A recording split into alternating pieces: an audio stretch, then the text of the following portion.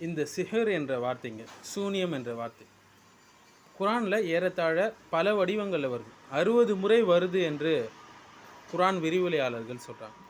இந்த சூனியம் என்ற விஷயத்தை வச்சு தான் நிறைய பேர் குழப்பங்களை ஏற்படுத்தி கொண்டு இருக்கிறார்கள்.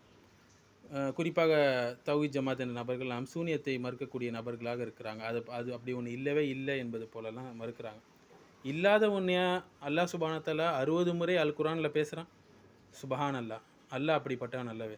அல்லாஹ் சுப்பு அல் குத்தூஸ், அவன் அல்லாஹ் பரிசுத்தமானவன். அல்லாஹ் எந்த விஷயத்தையும் வீணுக்கும் விளையாட்டுக்கும் செய்ய மாட்டான்.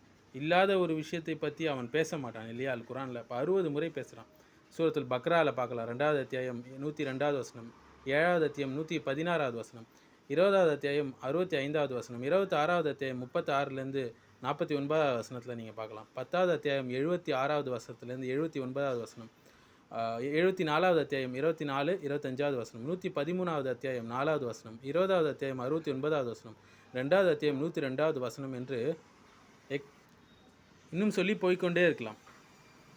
நம்ம இல்லாத ஒரு விஷயத்தை மணிக்கணக்காக பேசிகிட்டு இருப்போங்க. மனிதர்களுடைய பலவீனம் அது. அல்லாஹ் சுப்ஹானஹு வ தஆலா பரிசுத்தமானவன். ஆதலால் தௌஹீத் சகோதரர்கள் இதை பற்றி சிந்திக்க வேண்டும். அடுத்த முறை இதை பற்றி பேசுவதற்கு